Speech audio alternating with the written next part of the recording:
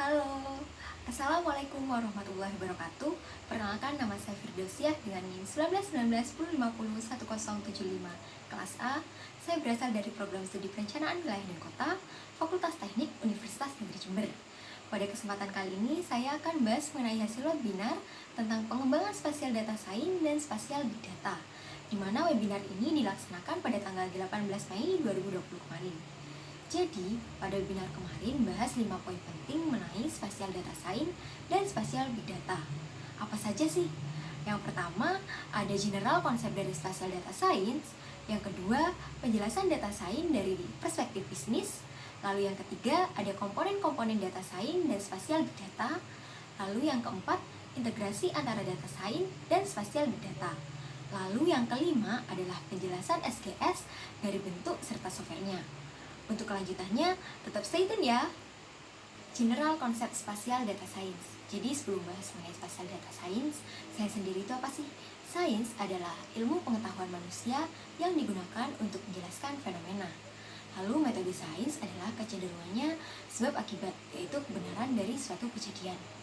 Data science memiliki 3 konsep penting. Yang pertama, interdisiplin. Interdisiplin adalah ilmu yang membutuhkan pemahaman yang sangat luas. Lalu yang kedua adalah ilmu yang tidak mencerai general truth, namun lebih ke kecenderungan. Lalu yang ketiga adalah cara melakukan sebuah hipotesa. Lanjut ke spasial data science. Jadi spasial data science adalah gabungan dari data science dan data spasial, di mana berupa aspek spasial dan aspek geografis. Misalnya sistem koordinat, proyeksi, dan jenis data. Jenis data ini dibagi menjadi 2. Yang pertama ada data vektor dan data raster.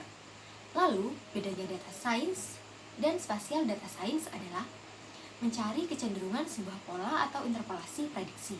Sedangkan pada spasial data science adalah lebih ke belajar menganalisa korelasi. Misalnya, menganalisa perkembangan lahan di suatu kawasan yang dipengaruhi oleh adanya investasi. Dari pemisahan tadi, kita bisa menelaah data menggunakan data science. Histori dari data science. Jadi, histori data science ini dimulai pada tahun 2001 yang menjadi tonggak sejarah dari data science dan big data dimulai. Namun, data science dan big data ini hanya dikenal dalam sebatas kalangan orang-orang yang menggeluti bidang ini. Belum meluas seperti pada zaman sekarang. Pada tahun ini juga, pada tahun 2001 tersebut, juga dipublikasikan jurnal data science juga analis konsultan yang memunculkan big data. Lalu big data sendiri terdiri dari 3 aspek utama. Yang pertama ada data volume, kecepatan data, dan variasi data. Big data bukan hanya tentang jumlah data yang banyak, seperti tera atau giga, tapi juga tentang kecepatan data yang sangat tinggi. Variasi data bukan hanya data yang terstruktur, namun juga ada data yang tidak terstruktur. Lalu pada tahun 2002, kembali menerbitkan jurnal penelitian berupa publikasi formal tentang big data kepada halayak luas. Untuk pendekatan data science sendiri itu ada 2 macam.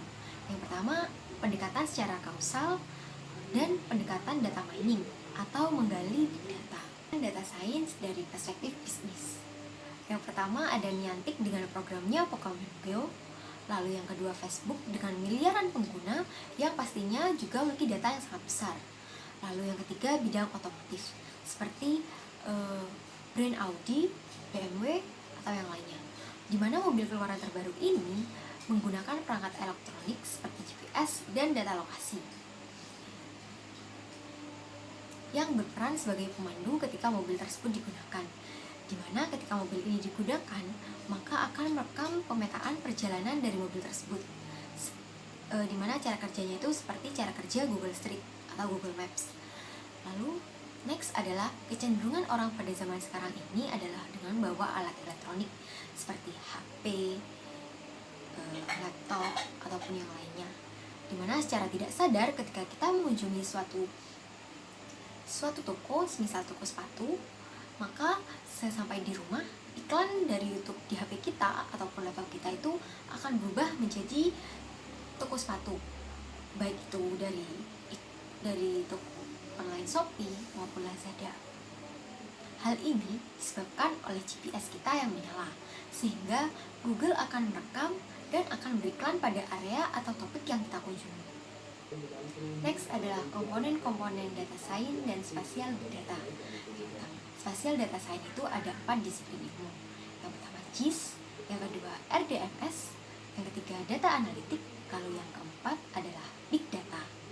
Dari keempatnya, big data adalah tulang punggung dari database, karena big data merupakan data yang belum terstruktur, sehingga perlu distrukturkan terlebih dahulu. GIS, kita masuk ke GIS. GIS adalah sebuah sistem yang berfungsi untuk mengambil data atau menyimpan dan mempresentasikan data geovisualisasi berupa data spasial, di mana aspek spasial ini memiliki atribut data yang banyak sekali. Yang pertama adalah layer GIS. Layer GIS ini digunakan untuk menyimpan data fisik seperti pohon, sungai, hidrologi.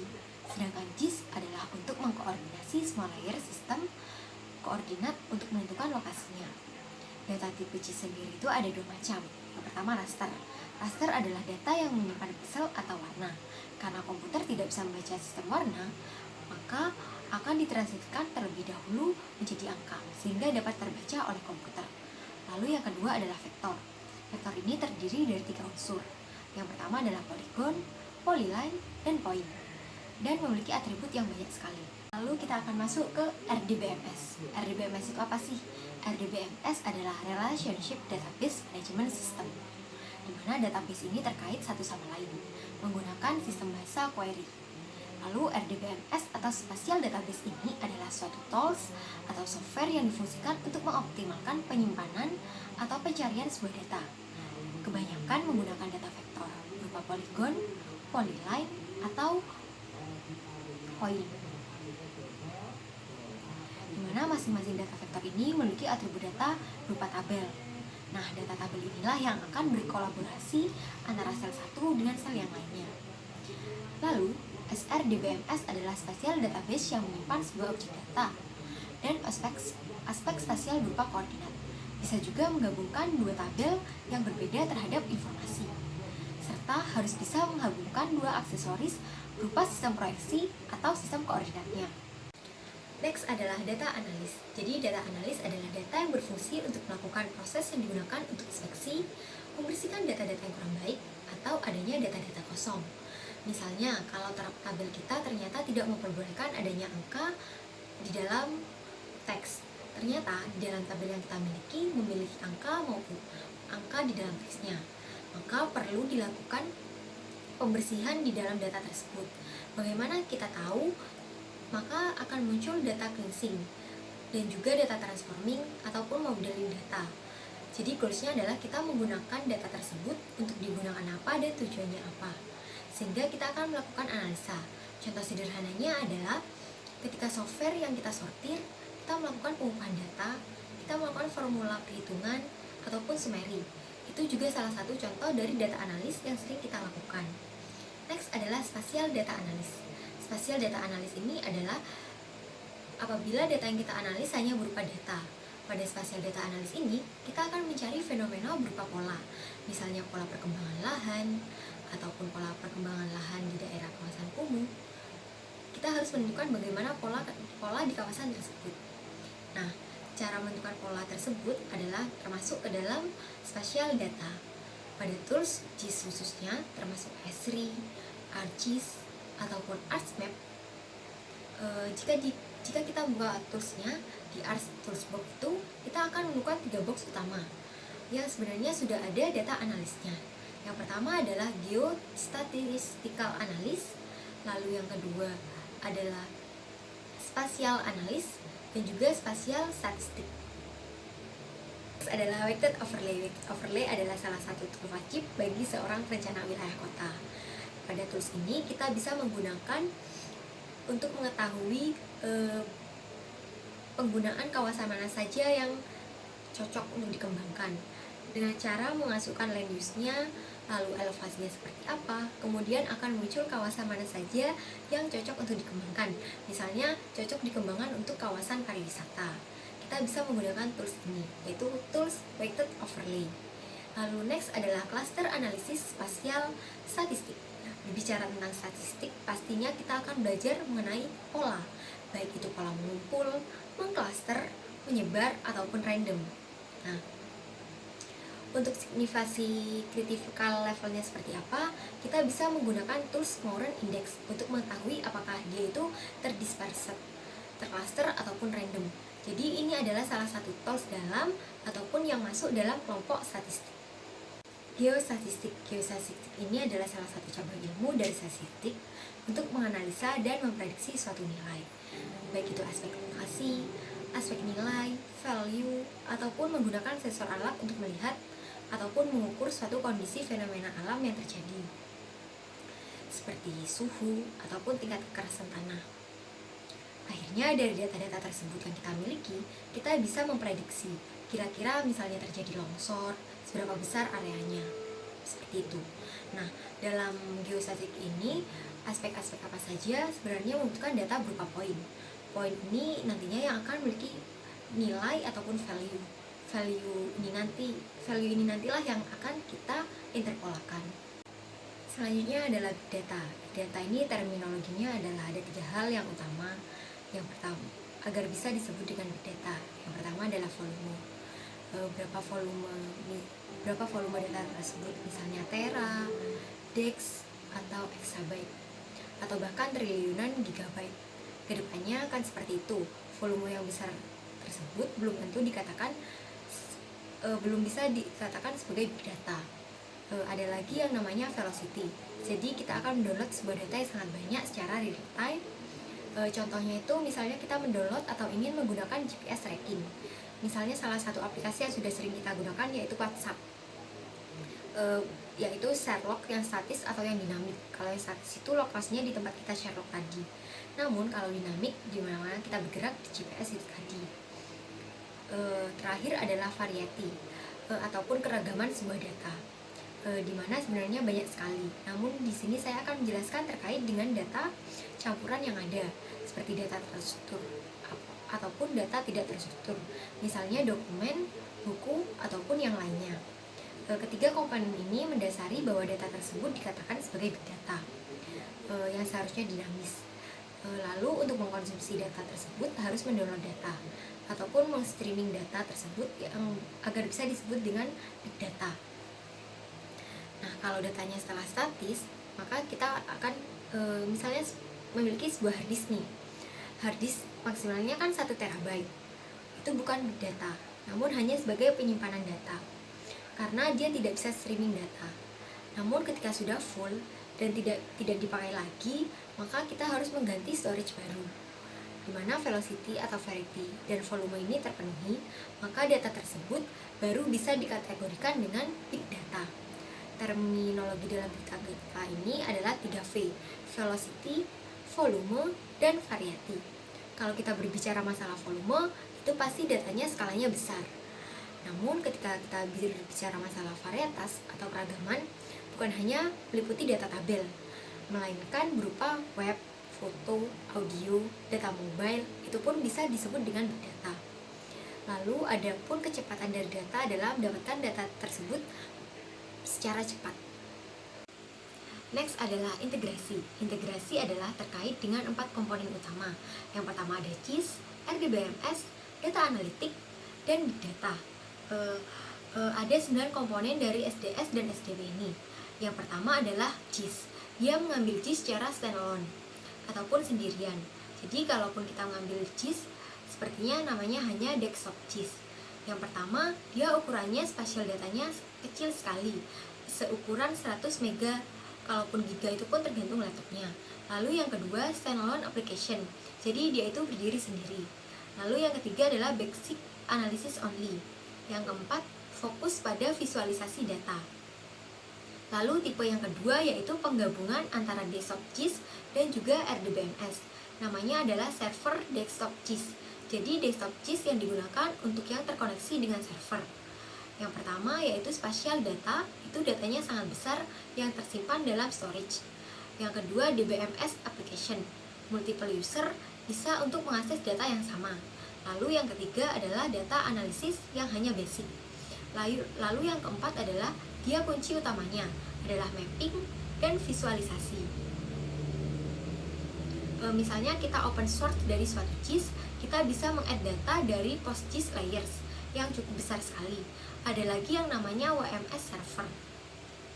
Kemudian next adalah tipe 3, yaitu gabungan antara RDBMS ditambah dengan variabel baru, yaitu Internet Web Server, digabung menjadi spasial web atau WebGIS. Jadi WebGIS sebenarnya adalah modal untuk database ditambah dengan komponen web. Yang pertama ada spatial database yang sangat besar sekali. Lalu yang kedua, spatial data delivery-nya via web. Jadi cara dia mendeliverykan datanya via web atau server aplikasi. Lalu yang ketiga, hanya bisa basic analisis. Dari arsitekturnya, servernya pasti punya geoserver atau geospatial server.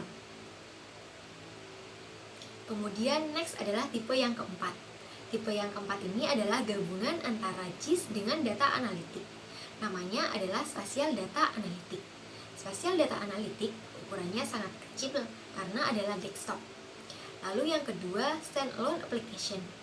Yang ketiga, dia analisisnya bisa advance dan sangat fleksibel sekali. Lalu yang keempat adalah fungsi lainnya adalah untuk memetakan dan visualisasi. Kalaupun berbicara tentang spatial data analitik, mungkin akan membahas tentang coding. Lalu next adalah tipe yang kelima. Tipe yang kelima ini adalah spatial data management analytic. Ukurannya sangat besar, server aplikasinya multiple user, jadi bisa digunakan oleh banyak orang dalam satu waktu. Lalu yang ketiga adalah advanced and flexible analysis. Yang keempat, fungsinya adalah untuk mapping dan visualisasi. Arsitekturnya contohnya adalah cache yang open source, yaitu Quantum GIS. Karena Quantum GIS ini berinteraksi dengan semua database, baik database yang dari PostGIS, lalu dilakukan analisa di R, begitu seterusnya. Jadi dia terkoneksikan dengan RDJMS, lalu ditarik di Quantum GIS, lalu dilakukan analisa di R, begitu seterusnya. Next adalah tipe yang keenam. Tipe yang keenam ini adalah mengkombinasikan semuanya. Namanya adalah Spatial Big Data. Spatial Big Data Management and Analytics. Jadi ciri-cirinya yang pertama adalah untuk ukurannya besar, lebih dari 1 GB. Lalu yang kedua, server aplikasinya multiple user. Yang ketiga, keunggulannya adalah big data processing. Jadi dia memproses data yang miliaran byte, besar sekali intinya, seperti tera, theta, hexa, serta bisa melakukan visualisasi. Tools yang ada saat ini adalah mengeluarkan gabungan dari toolbox yang ada di ArcGIS, tapi dia secara dinamis melakukan scripting ataupun menulis codingnya. Next adalah tipe yang ketujuh, adalah tipe standalone big data. Big data ini sebagai platform, jadi ini cuma pure big datanya saja. Jadi kita menggunakan open source yang merupakan OS yang digunakan untuk manajemen big data cluster. Jadi big data ini bukan di satu mesin saja, namun di beberapa mesin yang saling terintegrasi. Jadi simpulnya adalah cluster sebelum big data. Itu fungsinya adalah untuk mengubah data dari yang variasinya sangat besar sekali maupun kecepatannya yang sangat tinggi sekali, sehingga mentransformasinya menjadi data yang terstruktur ataupun tidak terstruktur ke dalam data yang terstruktur semuanya. Maka dari itu kita membuka extract transformer sehingga bisa mengekstrakkan data yang ada di big data, lalu mentransformasinya dari data yang tidak terstruktur, lalu kita load, merupakan perantara antara big data dengan RDBMS. Lalu next adalah tipe yang ke-8, yaitu big data analytic. Big data analytic ini fokusnya adalah big data yang tidak ada komponen spasialnya sama sekali. Contohnya yang bisa digunakan saat ini adalah Tableau. Di Jakarta Smart City itu dia comment centernya menggunakan Tableau. Jadi dia mengekstrak dari data yang segitu besarnya ke RDBMS, kemudian divisualisasikan ke Tableau ini mengambil data dari ribuan jenis server yang berbasis cloud computing. Lalu next adalah tipe yang terakhir. Tipe terakhir ini adalah spatial big data. Tidak ada data analitiknya. Contohnya spatial Hadoop. Hadoop ini merupakan framework big data dengan menggunakan teknik MapReduce. Di mana MapReduce ini maksudnya adalah data yang dipotong-potong, dipecah-pecah, masing-masing komputer yang tercluster. Jadi ada master load sama slave load masternya, yang mana master load itu mengendalikan slave load. atau server pekerjaannya.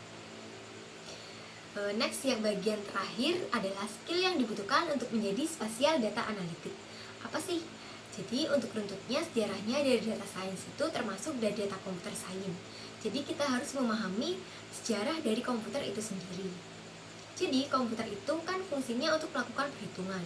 Jadi harus mengerti dengan terkait matematika, algoritma, statistik maupun yang lainnya. Namun untuk aspek spasial harus tetap memahami sistem koordinat, proyeksi, database, coding, sehingga merupakan ilustrasinya menjadi lebih dinamis. Sekian resume dari webinar kemarin dari saya. Semoga ilmu yang saya bagikan tadi dapat bermanfaat bagi saudara-saudara semua. Kurang lebihnya mohon maaf. Terima kasih.